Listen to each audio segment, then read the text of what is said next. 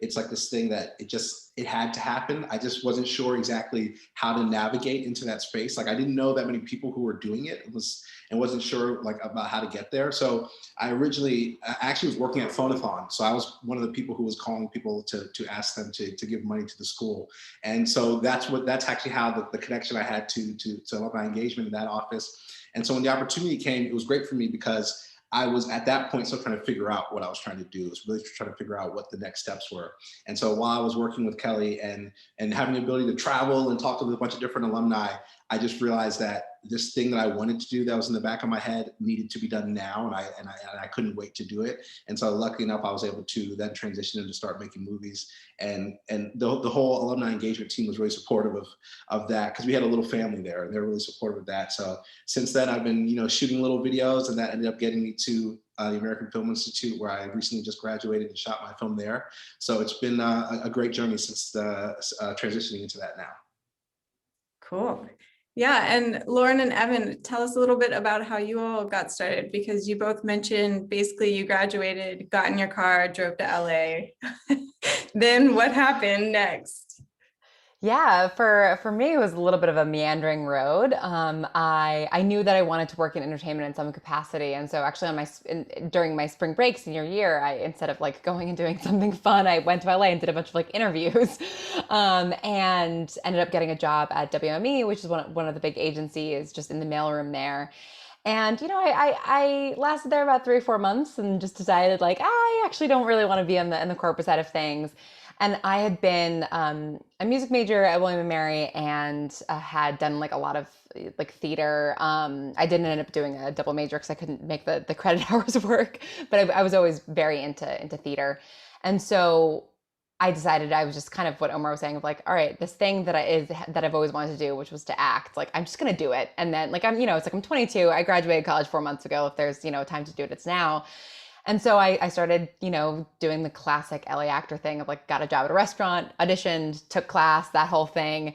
And, auditioning and being an actor is awful. It's really, really hard. And so I decided that I wanted to make my own thing and kind of take my destiny into my own hands, and started working on a podcast called The Bright Sessions, just like in my bedroom, getting a couple friends from acting class to come over and record it as I wrote each episode.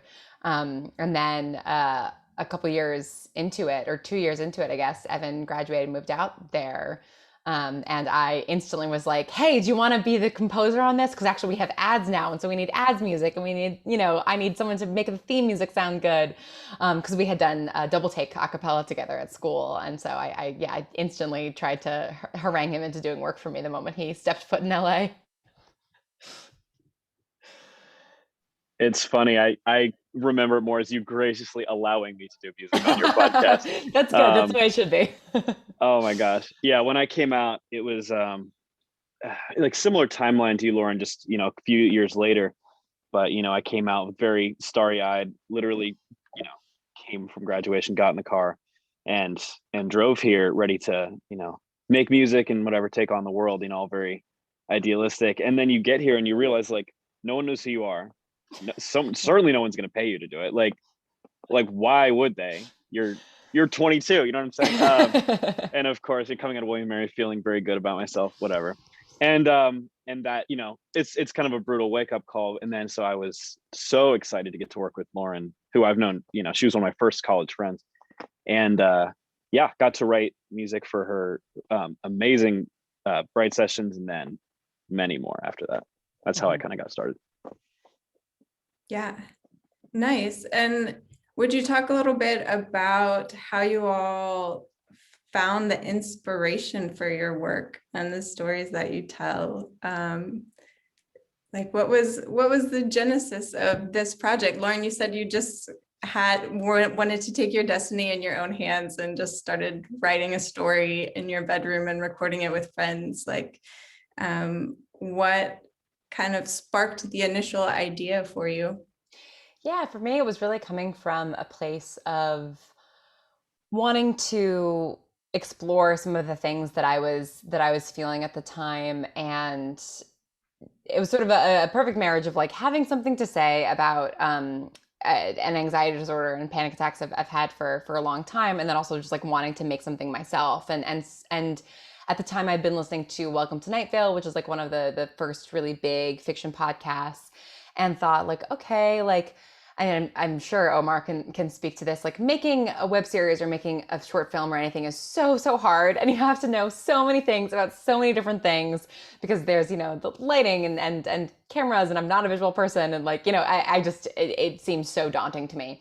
And so I thought, well, maybe I can make a podcast. And I'd had this idea about this girl who time travels when she has panic attacks, which is the character that I play in the podcast. And as I was thinking about sort of how to tell her story in a podcast form, I realized that it might be good to put her in a therapy session and sort of just have the two-person conversations, because that's easy to do. It's only two people in a room. You can record it in like one take. You don't have to do a lot of fancy sound design. And basically I was just like, what can I make where, other than the other characters, I have to do everything? So like for the first, you know, 17 episodes of the Bright Sessions, I was the writer, the director, the editor, the sound designer, the producer, the, you know, Foley director, and I composed a little rinky-dink theme on my little MIDI keyboard that Evan eventually turned into like a beautiful, lush, genuine theme. But it really just, it was, you know, the perfect meeting of like need meets inspiration, or like a need versus skill set of like, okay, limited skill set, I want to tell this story, how do I make those two things meet? Sure, yeah. And Omar, you also drew from your own life for your film as well, right? Yeah, I think it's funny because so I think when it clicked for me that I wanted to be an actual filmmaker as opposed to just someone who was obsessed with filmmaking was actually in William and Mary. I used to live in Pleasance Hall, like right across from the CAF, and I was in the Africana house there. And one of my friends told me to watch this film, Blue Valentine, and I was like, "This, yeah, sure, I'll watch it." And I don't know if anyone has seen it, but like that film, it's about a relationship and how a relationship comes together and then how a relationship deteriorates. And it is I at that point I was like doing this thing where I was repressing emotions a lot. I mean, I was trying to be like tough, and it broke through every defense that I thought I had. And I was watching this film, and I was like, I didn't know you could make a movie that feels like real people. Like it didn't feel like entertainment. It felt like a real character study, and that kind of really shook me to my core because I kind of felt like I have all these things in my life that are interesting to me that I don't know what way to discuss them then, and this seems like the perfect way to talk about it. And so that kind of filmmaking is kind of the inspiration for my work. So my parents are from Sierra Leone in West Africa, so growing up, you know, being a first generation American, but being not African enough, but then also not being American enough, and just trying to navigate that space, especially with parents who have a different mindset than I had. That's the kind of themes I wanted to explore in my work, and I wanted to also be able to explore them in a very real way, even if it was ugly. Even if it was ugly, and that's kind of what Blue Valentine showed me, that you can explore parts that are uncomfortable.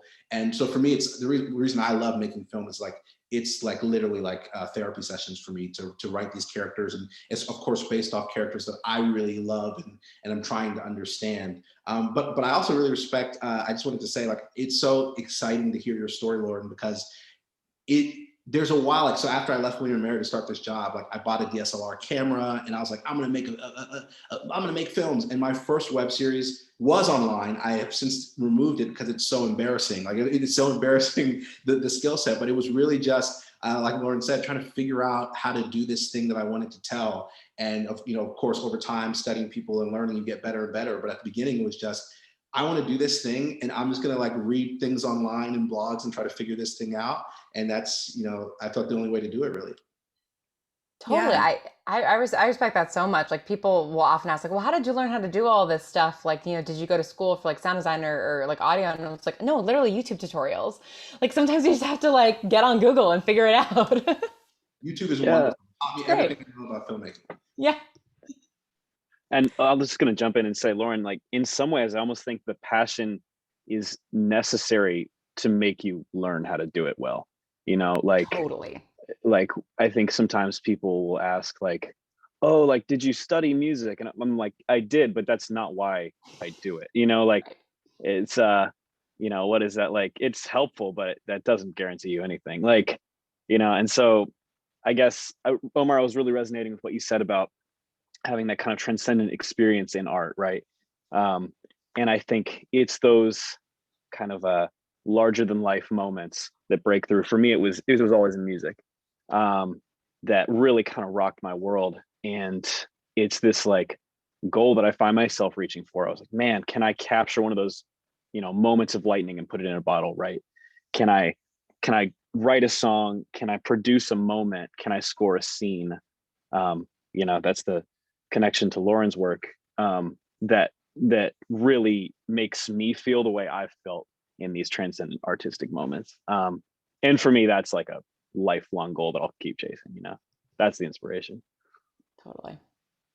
Yeah, I was curious about that, Evan, because Omar was talking about how film really helped him connect with his emotions, and music is such a big part of that in film, the emotional connection.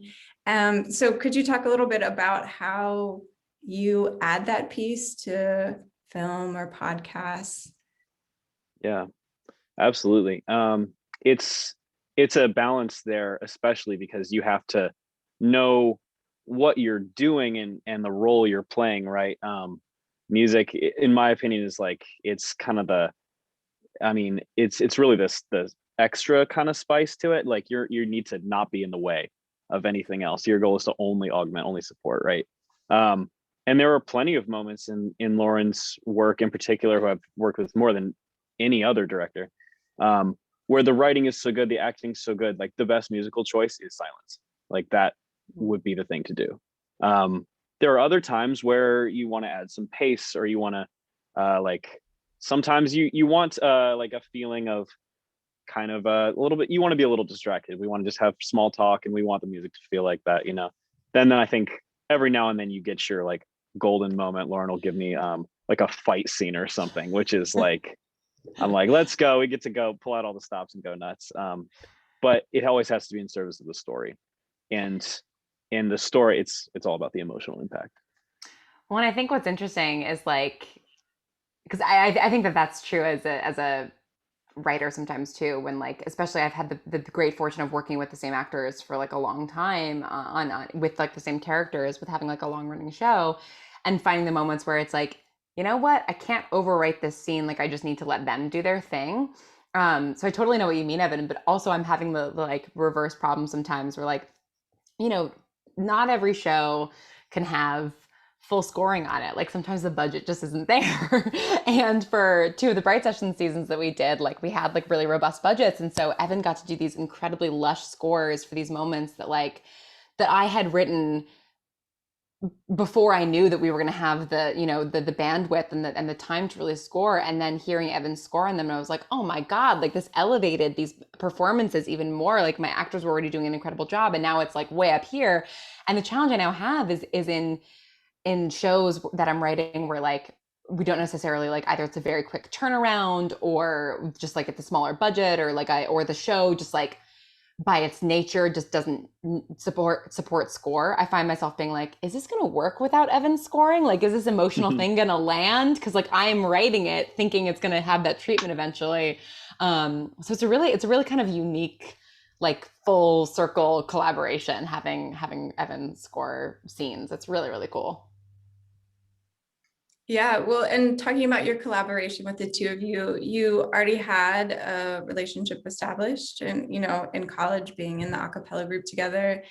So I'm curious about this for you as well, Omar, just your relationship with collaborators on projects, because sometimes maybe it is a friend from AFI or from William and Mary that you have an existing relationship, and other times you just met them and you're trying to realize your vision. So could you talk a little bit about collaborating with people and have collaborated with before, and new partners, and what that process is like?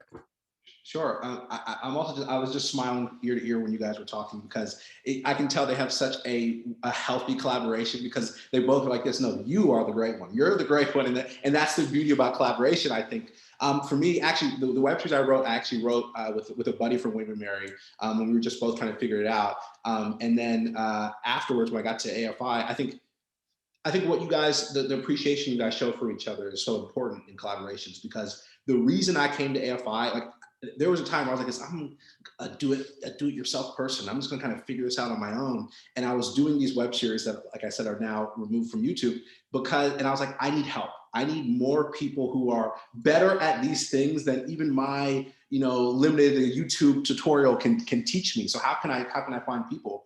And when I came to AFI, I was lucky enough we do these things called cycles. So we shoot 3 films, and on each film you work with different people. And luckily enough, I was able to build some so yes, there's a creative respect, but just like a huge human respect for them, like as a person, like you're like a good person who cares about these things. And that's why I love working with you, because I know it will always be a respectful back and forth, and it will always be a conversation. And it just so helps that you're also incredibly talented. So that works great as well. But I just really find that that's the key to a good collaboration, is just someone who understands what you're trying to do and can make it better than you could even imagine it. So I had people that I shot those films with. We shot pieces together, and now we're trying to shoot features together. So it's another thing that I think it speaks for itself that you guys have worked on multiple things together. Because when you find those people that just fit like a glove and push you and make you better, but that also doesn't mean being yes men or women. It means having little tips and pushing each other to be the best. It's important. And when you have those people, you just grab them and try to hang on to them as long as you can.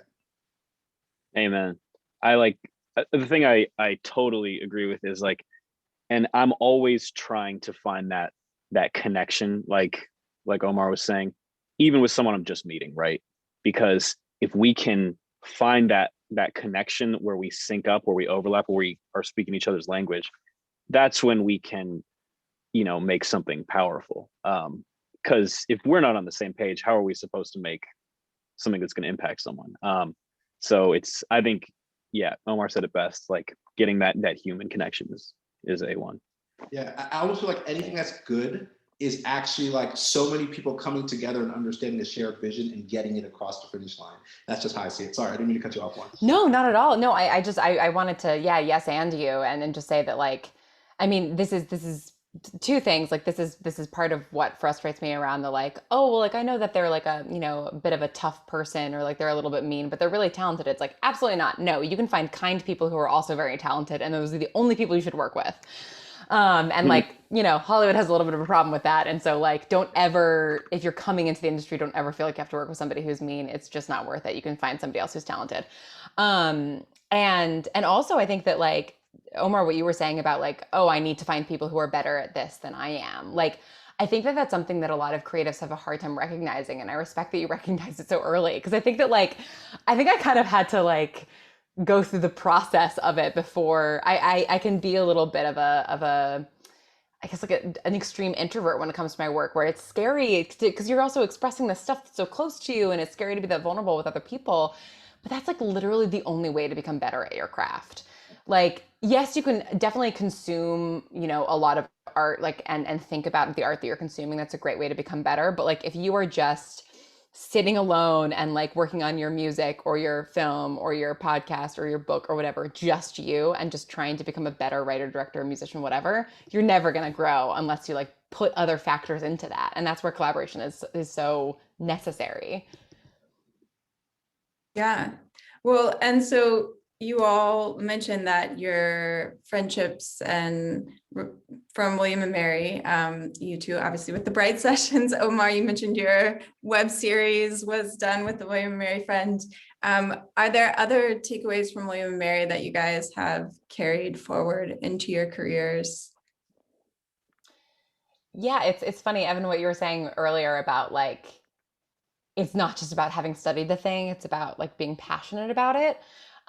So I used to be a campus tour guide at William & Mary, and my big thing in trying to pitch to these kids and these parents that William & Mary is the best place to go. And the thing that sold me on William & Mary is that yes, you're going to get a great education here. Yes, you're going to have great professors, small class sizes, all of those buzzy things that parents love to see in the college guidebooks. But the reason that I came here and the reason you'll love it here is because everybody's into their thing. And it's not everybody has the same thing, but everybody's super passionate about it. And so I think that being comfortable in my own passion around things and my own kind of what in high school I'd perceived as nerdiness or like fangirling or like being too earnest about a particular thing, those things that I was afraid of being uncool in, I think William Mary really taught me to be confident in and to be proud of and to lean into the things that I'm passionate about and follow those passions. And then a specific thing, I took this theater business class. It was like a professor from the theater school and a professor from the business school my senior year called creative problem solving.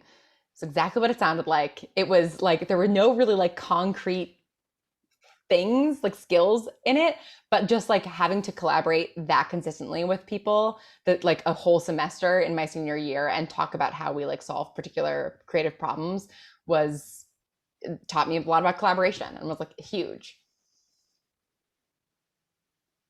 Yeah, and I think to add on that, I think I didn't do anything film related at William and Mary, except for I did like those like 24-hour film competitions, but like I didn't film related other than that. And that was my senior year. But I think kind of like just to add on to what Lauren was saying is it was the William and Mary was so important for me in terms of the growth I did, like just as a person. Like when I came into William and Mary, I was such a different person when I left. Like, I mean, I also met my girlfriend who just moved here at William and Mary. Like, so like there's so many things and changes as me as a person that is reflected in my work that is only possible because of William and Mary. And I think even more importantly, the liberal arts education. Like I was an econ major, but my favorite class was a poetry class. And I took an ethics class. And those classes still, I think about those classes all the time. And it's literally that all-encompassing education, I think, that really helped me like try different things. And then when I went to film later, I knew I had these things to rely on, these different experiences, these different backgrounds. But I also think like my parents are from Sierra Leone, like I was saying. And so if anyone has like the African parents, you know the thing, it's like you're supposed to be a doctor or a lawyer or an and it was at William and Mary, I came in a neuroscience. I was going to do neuroscience, and then I was able to convince them to do econ. And it was at that point that I was able to have the confidence in myself, like Lauren was saying, to be like, I think I can be a filmmaker, and I think that's okay. And I also think I can risk telling my parents I don't want to do this thing. But it was only that distance and only that college experience that allowed me to do it. And now my parents are, well, my dad more so. My mom is still nervous. She's like, "This, when are you gonna get paid?" My dad is like a huge a huge believer in my film. But the only reason our relationship could get there was because of the growth that happened during college in terms of me becoming who I am. I love that. Yeah. I was gonna say that it'd be really what both of you said has resonated. It's that kind of time of William and Mary gave me a bigger world in my mind to explore, and more than giving me everything, it showed me like doors outside of what I already had, right? That allowed me to kind of, showed me how to, get out into the weeds and see what else is out there, which is the real skill, I think, if you're gonna do this for decades. Like, I want to stay learning, right? And so just like learning. I was like the philosophy classes, the history of music classes, the poetry. I took poetry as well, Omar, and that was some of my favorite stuff with Professor Hart there. And it was super powerful. So I think that, along with the fact that I feel like William and Mary, I did get attention from professors who did take notice of me and could kind of even call me out a little bit. Initially, I was in there. I was like, I guess I'll go to law school because music isn't. I don't have the confidence to think that music is like a real job. I mean, to be honest, that's where I thought as a suburban kid. And I had a professor kind of pull me aside. One of my mentors to this day, Professor Sergey from the music department, pulled me aside and was like, "Why are you doing that? Like, what do you?" She like knew the answer. She was like, "What do you really want?" And I was like, "Well, I want to do music, but," and she's like, "Well, then dig in and apply all of your horsepower to that." Yeah. Well, and would you talk about, I mean, this is the Young Guard edition of the panel. So you all are recent grads. Do you feel like that has been a factor at all as you progress, just being so young, as you're creating and putting your work out there or pitching ideas to people. Have you felt that's a factor at all, or not really? I feel like earlier Evan had said something that I really resonated with me when he was like, "You're 22, so like who cares?" And I feel like that is.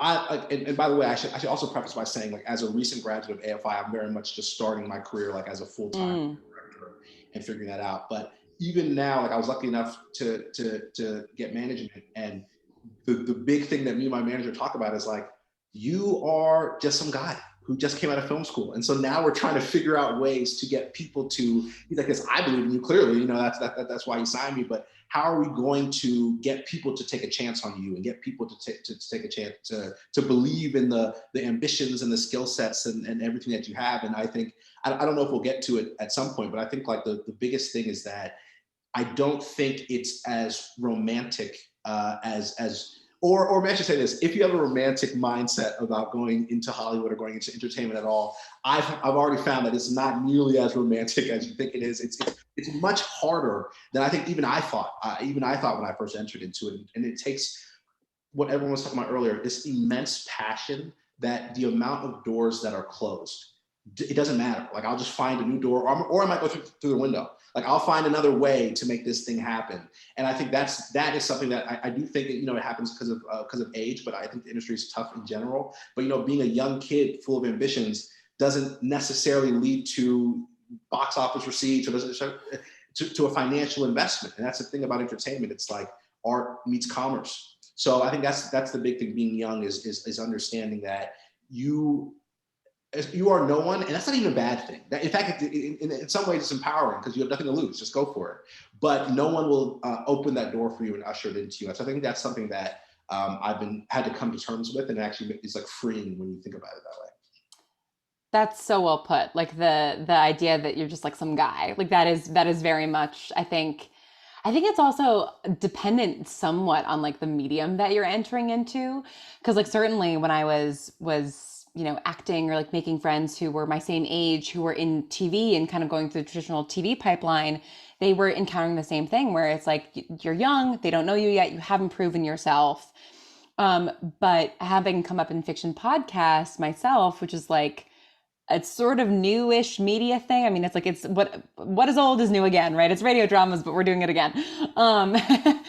And so I think I did benefit a little bit from sort of starting out the podcast when I think I was like 20, like newly 24 when I like had started the podcast. And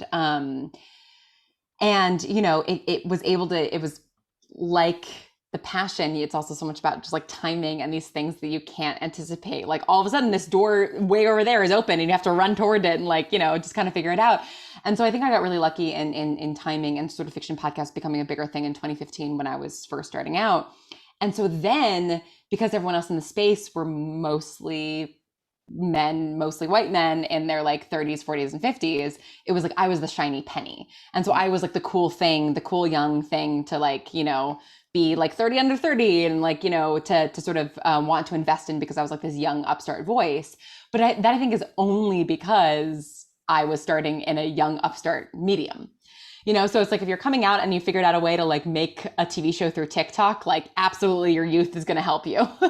But like if you're entering, you know, something more traditional like filmmaking, like it's such an established industry, and it's like experience is going to win out, which I think also is good on the flip side, because now I'm more established in fiction podcasting and it's still sort of this upstart thing that it's like now it's a little bit harder because no longer experience isn't quite yet desired yet. They're still sort of looking towards the shiny penny. So I think it sort of depends on like the timing of when you hit your particular industry and also like what your particular industry is. But to just completely second Omar, your great point about like, you're young, you've got nothing to lose. Like just do your thing, just make your weird stuff, make it as scrappily as you can, just get it out there, like cold email people, like just go for it. I think I had a lot of like fear around like, there's a way to do things and you have to approach people in the right way with the right things. And I can't do it until I'm ready. And it's like, no, just do it. Just get it done. Hell yeah. I mean, I completely agree. I think that the thing that is kind of resonating with all of this is just like LA is such a big pond. It is so hard to make a splash. Yeah. Like you got to make a lot of noise, like, you know, to get some waves moving. And so it takes a long time, is the thing that I'm learning. And I think that's what wears down me and so many people, is to say, so Lauren, like you said, like if you've got an idea, start it today, because, you know, the thing you start today may not pay off for 4 years, you know, or like the person you met 3 years ago might be the person that helps you out. So, I mean, it's an interesting thing. And I think there's so much kind of spontaneity, so much chance, so much luck, that I think like the LA youth obsession is kind of dangerous. It's kind of toxic for me to think about, like, oh, like, you know, am I still like considered like a young person, or like in this way, am I fresh, am I hot, whatever. And just being like that, like it's almost not helpful, I think, in terms of like, once you get your determined mindset of saying like, I don't care if this project happens next week or in 10 years, I will be doing it. And Omar, like you said, like I'll try every door, like, and I'll try them again, because the truth is it may not just be not the right time. You may not have met the right person. So I guess that's where I'm kind of at when it comes to age. I'm enjoying where I am in terms of knowing that there's time, but also we have our eye on the long haul. Yeah. And if I can follow up really quickly, because you guys said something, you both said something that I really appreciated, which is the fact that like you just have to do it. And Lauren, I think you said something along the lines of, you sent a bunch of cold emails and stuff like that. I think that's what I mean in terms of like, it's not as glamorous. Like there's just like some brass tacks, just try to figure out a way to make this thing happen. Mm-hmm. And I actually just discovered that it was like, I think my first year at AFI, where I was like this, oh my God, literally the worst thing they can say is no. Like I can email this person and all they can be like, either one, more than likely never reply, or two, they no. And guess what? Nothing happens. Like nothing. I still am sitting here with this plant behind me. Like everything is exactly the same as it was before. So that's another thing. Like if things do take time, like everyone was saying, if it is going to be a long hill battle, all the no's that you get, like it's fine. It just shoulder roll it. Like it's all good. It's just going to keep happening until it doesn't, and then you know you made it. Yeah, and I think my panic around people saying no was like, oh, but then like if I meet them somewhere down the line, they're gonna remember that email and it's gonna be so embarrassing. No, you can meet them 100 times, they're never gonna remember you, and that's okay. Like use it to your benefit until you like work with somebody consistently for like a number of days or weeks. Like you meet so many people in Hollywood that then you happen to be at the same thing years later, and it's like, oh, have we met before? Especially if it's over email and they don't have your face, like, yeah, they're never going to remember. So don't be worried about that. I don't know if anybody else has that fear, but I did. Sure. And again, to everyone joining us from all over, please feel free to add your questions as well to the chat box, and I'll be checking it and adding them into our discussion. I feel like you guys already started addressing this somewhat, just in terms of your advice for the students that are tuning in, watching, and thinking about, you know, making their way to the entertainment industry. So do you know, what do you say when students reach out to you and say, wow, like, how do I do what you're doing? I mean, I tell them to make their thing. Like, you know, unfortunately, like there isn't really, I mean, I think like I also get like hyper specific emails of like, I want to write fiction podcasts. How do I do that? And it's like, I don't know. I kind of fell backwards into this career. Like there's not like a pipeline for these things yet. There now are like Austin Film Festival, I've been a judge for their podcast script competition for years. Shore Scripts has a competition. Tribeca for the first year this year had a podcast element to the festival, which is awesome. So like there's certainly like I'll usually send those types of resources to folks who ask of like, get your scripts in front of people, get some laurels. Like a lot of these things don't come with money, but then you can say you're a Tribeca, you know, festival winner or whatever. And then just make it and just try to build an audience. Like I think that's the thing that I encounter the most in my like pitching and selling and sort of discussions around how to get stuff made is like, well, if you have a built-in audience already, then, you know, you're good to go. And I also, like Omar, have like a graveyard of YouTube things that I've pulled down since. But I had a YouTube channel for like 2 years, and to try and build up an audience, and then like leveraging the audience to listen to the podcast once I released it. And so I think that like that's usually the advice I give to people. I think that the advice used to be like, well, go through these particular pipelines. Like that's how I ended up at an agency as my first job. Is I was like, well, if you want to work in TV writing at all or TV production, you have to start either in an agency or on set, and set jobs are really hard to get. And so I started an agency, and like the original, like the main formal Hollywood like sort of structure is kind of broken down in the past 10 years. Like streaming has disrupted it so much. Now with the pandemic disrupting film in a huge way, like just go to as many events to meet people as you can, network, and make your stuff. And that's like, I think the best concrete advice that I can give. But if you guys have actual advice, please. Well, I mean, to that point, like everything's changing right now, all the time. Yeah. Film's changing, music is changing.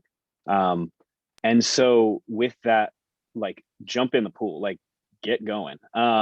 Is kind of what I would say. And the other thing that I would say that's like a little daunting, and people have told me things like this before, but is if you want to do this for your job, like that's a whole thing. If you want this, like ask yourself why. I think it's important to have something to say. I think to have a drive that will sustain you through the brutal nature of making this your living. So I would throw that in there. Yeah, I just want to echo what you guys were saying too. I think any advice I would give is like, I think it's like we need you, and all these mediums need your voice. In fact, I had this mentor of mine at AFI. His name's Rob Spare, and he like preaches like over and over and over again, like the more specific, the more universal. And you can, it's stuff that moves me. So for example, I watch Steve McQueen's Small Axe, which if you guys haven't seen, is incredible. It's on Amazon. And there's a scene where, you know, there's this family, and they're cooking in the kitchen. It's an immigrant family, and they're cooking this food and they're singing. And I was watching this, and I literally was brought to tears, because I was like, that was my experience growing up, but I haven't really seen that on TV that much. And I think that's exactly like, it speaks to the problem. Like, it shouldn't be a groundbreaking, shocking thing for me to see myself represented on TV. Like that should be out there. And so basically what I mean is, like they're both saying, it's not going to be easy as you're going into it, but these ideas that you have in your head, this life experience that you have that no one else has, some other kid sitting somewhere one day would love to see that, or to read that, or listen to that. And so if you truly want to do it, I think that's kind of what everyone's getting at.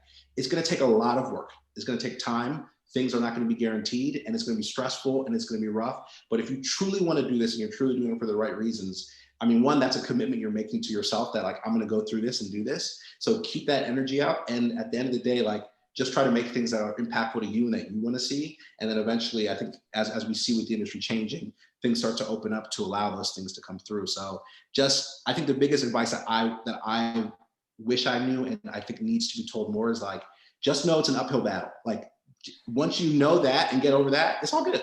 Then it's all good. Then you can figure it out. One of the things I really wish I got, I think the best piece of advice that I got two really great pieces of advice when I was first starting out in LA. One was from my uncles who have worked in musical theater in Europe for a really long time, and about acting specifically. And they were like, if there's literally anything else that will make you just as happy, do that instead. And I think that works for most creative careers, because it's just like, if you have, like, if there's a real job that has a salary that will make you just equally happy, go there. And then the other one was like, a lot of people are going to give you advice. Don't listen to all of it. It's not going to apply to you. That's great advice.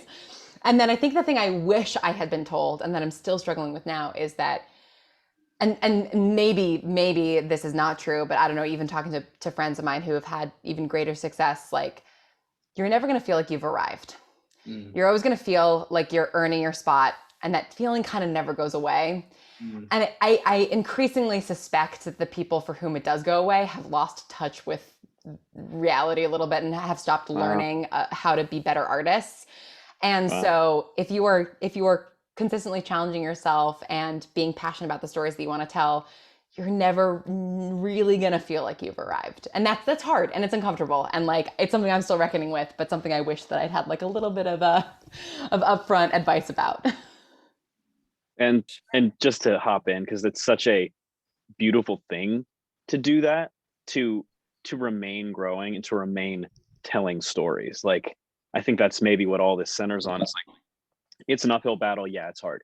But like Omar said, like, we need storytellers. We need stories. That's what we do.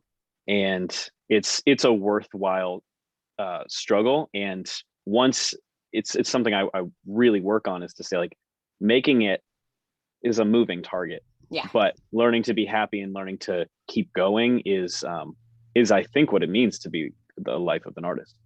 And to follow really quickly, I remember reading this thing by Sean Anker. He's like a happiness, I think, like consultant or something like that. But I was listening to the podcast, and on the podcast he said, happiness is the feeling that you get when striving towards your potential. And when I heard that quote, it literally like it changed my life. That was when I was working at Sprint selling phones and making movies on the weekends. And I was like, how can I do this? And it was happiness, the feeling that you get when striving towards your potential. So I think we all keep bringing up the uphill battle because that's important. But at the same time, I at least can speak for me. I am the happiest I've ever been in my entire life because I believe that I'm supposed to be telling stories. I get joy from telling stories. I get joy from working with my collaborators and us doing something and getting it to the highest level. Like, that makes me want to wake up every day and keep going. And so, like, if you feel like that might be something for you, where the creative process, where making this thing is what's worth it, don't be put off by the uphill battle. Just know that's there in the back of your mind. Yeah. But you'll be happy striving towards your potential. Well, and you figured out too that it's like that your voice is enough on its own, and that you don't need to try and shape yourself into something else. I think that's something that I see a lot of people doing, is trying to create what they think Hollywood wants, whatever that is. Hollywood never knows what it wants. Right. And Omar, to your point, it's like make the thing that is you, and make the thing that is specific and that is your thing exactly how you want it, and then see where that grows into, and learn from collaborators and make it the best it can be. But don't try to make the thing that you think some Hollywood exec somewhere wants, because if it's not you, it's not going to resonate with people. And so I think figuring that out early in the way that you did is like so huge to having that happiness as you are climbing up the hill. Yeah, well, one of the questions we received was about the uphill climb, essentially. And their question was just how you navigate that from project to project, right? Once you finish one project, how do you get another lined up and kind of sustain yourself in between projects? That's the ticket. That is the uphill climb right there. So I'll go after. Who wants to go first? I'll say that, like, I think that I did have an idea in my head that, like, oh, well, you get a contract and you do it, and then you like pause, and there might be this famine period where like you are searching for your next thing or searching for your next paycheck or trying to get something off the ground, and then you work on that project, and like that's just kind of how it goes.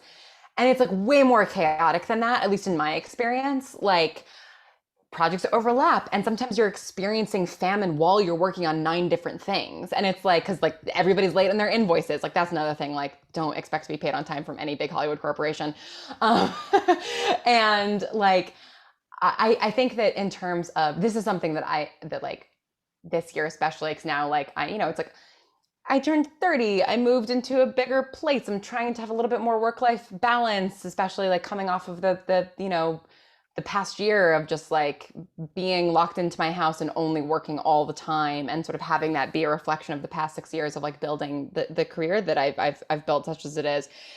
And I think that like I'm constantly panicked about like, well, but I don't have anything lined up for March of 2022, and so what I'm gonna starve. I'm gonna run out of money, and it's gonna be a disaster. And like, I think that you just kind of have to. It's the climbing uphill thing of like, you know the hill's there, and you'll make it work. And I think that when you're just starting out, it's great to just like say yes to as many projects as you possibly can and just stack them and just like figure it out, because you have the stamina of a 23-year-old and you can do it. But I think that like knowing that, I think something that was hard for me to realize is that wanting to line up project after project meant that a lot of projects overlapped, which ultimately meant that all of those projects suffered because I couldn't give 100% to all of them. Mhm. And that's a really horrible feeling as somebody who cares about what they're doing and the stories that they're telling of like, oh, I literally don't have enough emotional capacity to give to all of this stuff. And so I think that like you have to find your own balance. And I think recognizing that it's not going to be a linear one after one after one after one, and that it might be like, okay, you're writing all of these scripts in 1 month and then you have 6 months of nothing, and then 17 different projects land in your inbox and you say yes to all of them, but you still have to figure out some way to make rent because you haven't been paid in 6 months, despite the fact that you have like tons of contracts that you've now signed. Like I think expecting the weirdness of that, and like start a savings account now and like just have it scrolled away for that, and just put like $25 in it every week and just like have it scrolled away for that weird moment where you're like, well, I know for a fact I'm being paid for this contract I signed, but it won't be for another month and I have to make rent. Because it isn't the idea of like lining up contracts is exactly how I had thought of it too. And it's never lined up. It's always like this kind of. Yeah. Totally. I mean, it's those like weird moments like happen all the time. And I think the thing about it is, you said like how do you weather the uphill climb? And I think, Lauren, you were kind of hinting at it. The way you do it is by taking care of yourself, I think. Yeah. Personally, is what I've found is the difference. Because it's totally true. The way the work schedule goes, it's like it's almost comical sometimes. We're like, I'll literally may have nothing come in, you know, for 6 weeks, no jobs. And then I swear I will have 4 call me on the same day. Yeah. And they all want to start. And so you're working 16-hour days, you know, for 2 months, and then it's silent again. Like that is real. And so in light of that, you kind of have to be in touch with yourself as much as you can. Like you're going to have to kind of push, you know, psycho mode. You're going to have to do that, but also being in touch. I think like for me, it's like really concrete stuff that has got me through, of just being like taking care of what I'm eating, of taking care of my body, of trying to sleep, of talking to people about what's going on. I think is really crucial because the stress, you know, the financial stress is the big one, but it all spills over.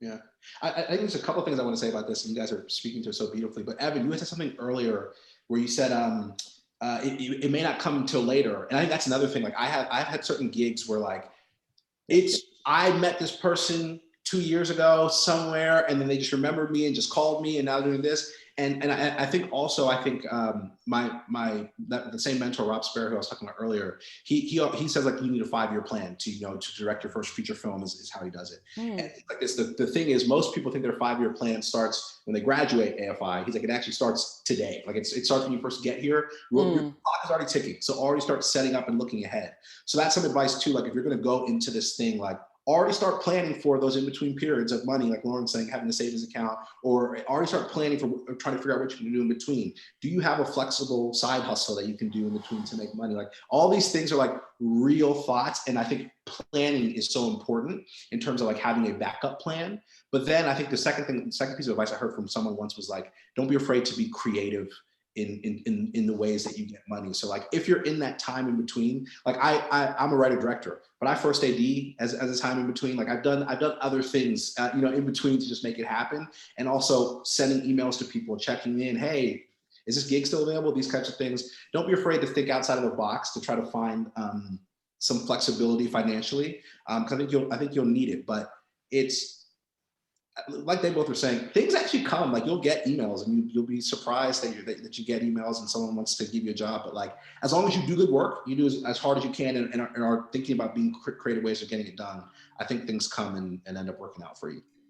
To your point, Omar, about like people emailing you and being like, oh, I remembered you from 2 years ago, and here's this thing I have for you now. That absolutely, and both of you are so right. I've gotten so many jobs that way. And something that like I experienced when I graduated Will and Mary in 2013 that I don't think is a thing anymore is that like you used to go to like, you know, mixer or drinks or some sort of like industry party or whatever, and like trade business cards with people. Like we were still doing that in 2013, and that's like not really a thing anymore, I don't think. But like I would have these like boxes and boxes of business cards, and like during like slow periods, or like, you know, like putting together like a newsletter list to like let people know about, you know, a new podcast or whatever, it's like pull out those business cards and you go through and you figure out, you know, who maybe might have a job for you. And so it's something that I've been trying to do now within my own like network of like directors I want to hire, sound designers I want to hire, because now I'm on the other end where I'm hiring people, and just like start a spreadsheet of like people's like names, emails, what they do, like a note about like how you feel about them or how you know them or where you met them. Cause like, you never know. It's so funny. My production manager, Evan, I'm not entirely sure you even knew this, but Lillian, I think it was actually Austin Film Festival. Like after I hired her, she like submitted her resume to Atypical Artists, and we hired her as a production manager because she was really qualified and really great and really passionate. And she was like, we actually met once at like Austin Film Festival 2 years ago, and it turns out I still had her business card that like she had given me. And if I had just been like, you know, if I I'd sort of forgotten about that because it had moved over to digital, but it's like I should have looked into the business cards first to hire a production manager. And it's like, so now I have, you know, like a spreadsheet of everybody to contact. And I think as somebody who is then reaching out to folks for jobs, it's good to have that spreadsheet too, of just keeping track of the people that you've met and like potentially what they could do for you. I know it sounds mercenary to like put it that way, but the organization is helpful, I think. And like everybody, as long as you approach it with the expectation that they're going to say no, and like with not being entitled to anything, I don't think it is mercenary. It's just kind of the way that it works. I was going to hop in and say one thing, because Omar hinted at it, and he's really right about the flexible side hustle. I think one thing that's really common in LA, or maybe it's just the internet, is to only show you the glamorous parts, or to front about like how you're surviving. You know what I'm saying? And I will be the first to like just break that. It's just like, in the first time I was here, I crashed on couches, I drove Uber, I was a barista, I lived with family. I did all of that stuff. And there's no, I don't stutter. That's like really what happened. And so there's almost, you got to think of some plan. How are you going to do it? And if you want it, then do it. Cause it's kind of it's almost a badge of honor on some level. Yeah, 100%. Well, to wrap up, will you all talk about what's next for each of you? What are you working on? What projects do you have in the pipeline? It's like, who's going first? Who goes first? Yeah, I think for me, I just finished my thesis film, and that film's now going out to festivals, and so things have been starting with that. So I'm really excited about that. But you know, kind of like what we were saying, I was always trying to think about what was next for me, and so right now I'm actually planning on. I wrote 2 features that I'm looking to shoot, and basically I'm working with some investors to try to get some more funding for it to make it a reality. But that, just like everything else, is a hustle and a grind to try to get it done. But next up, I'm trying to shoot some features. That's like the most important thing for me. Shoot features that feature African storytellers, and we're just looking for funding to get it done. But hopefully, I have some good news next year that I'll be shooting a feature. But that's what's up next for me. Amazing. Yeah, I've got if you want to catch up with the Bright Sessions, it's all out there, and we're currently wrapping up season 6, and season 7 will start premiering in July. So we've got weekly episodes from now until November, so it's a great time to start catching up. And also my 3rd book in that universe comes out in September. It's called Some Faraway Place, and it comes out September 28th, and you can pre-order it and all that stuff. And the thing I'm really excited about right now that comes out on Tuesday is I actually wrote a fiction podcast in the world of Stranger Things for Netflix. And so that comes out on Tuesday. It's about Robin, who is Maya Hawke's character from season 3. Maya Hawke's plays her on the podcast, of course, and it's 6 episodes. It's a companion podcast to a YA novel that they have coming out about Robin that is so fun. I didn't write the novel, but I had such a good time reading it and making a podcast about it. And then I have a very cool project coming out in August that I can't talk about yet, but keep an eye on. I'm at Lauren Shippen on Twitter, and I wish I could talk about it, but they want to like announce it the week before it premieres, so I'll keep my mouth shut. The NDA. The NDAs, damn it. And recently, I'm really excited. I just finished up a record for an artist called Brian Leon. He's a queer Chicano songwriter, and we did a record for him, and his single comes out July 9th. So go listen to that when it comes out, and be ready for the record, because I'm really excited about that. And then the other fun thing is another group that I am part of is called Far Places, with another William and Mary alum. Actually, her name's Fallon, and we are writing all next week. So, go listen to us on Spotify, catch up on the catalog, and we'll have a new record out this year. Awesome. Amazing. Yeah, great. Well, thank you again for joining us. And I see Kelly is here to wrap us up. Thank you so much, Omar, Lauren, Evan. This has been amazing. Thank you for showing us how you took your William and Mary education and you mixed it with your passion to make it happen. And then you added in this desire to find your tribe in Hollywood. And you took a lot of tremendous amount of creativity, tenacity, hustle, courage. You sprinkled in some YouTube tutorials. I heard that several times. And you crafted this amazing life of purpose in the arts and becoming authentic and joyful storytellers. It's been a really wonderful evening tonight. And Liz, thank you for guiding the panel. And I'm so excited for an in-person global film festival, of course, featuring each and every one of our panelists that in 2022. But in closing, I'm personally and professionally proud to know each and every one of you. I'm so psyched for all of your upcoming and future projects, and just always know that in me and also your William and Mary family, you have #1 fans. And then for our attendees, thank you for joining us tonight. We look forward to seeing you in person, seeing you in person at virtual and in-person events coming up. And as this panel really shows, your tribe network, your William and Mary network is very strong. It's very powerful for now and for all time coming. So I'm going to say good night, and I'll give a go tribe. Thanks so much, everybody. This was so fun. Bye, everyone. Thank you. Bye.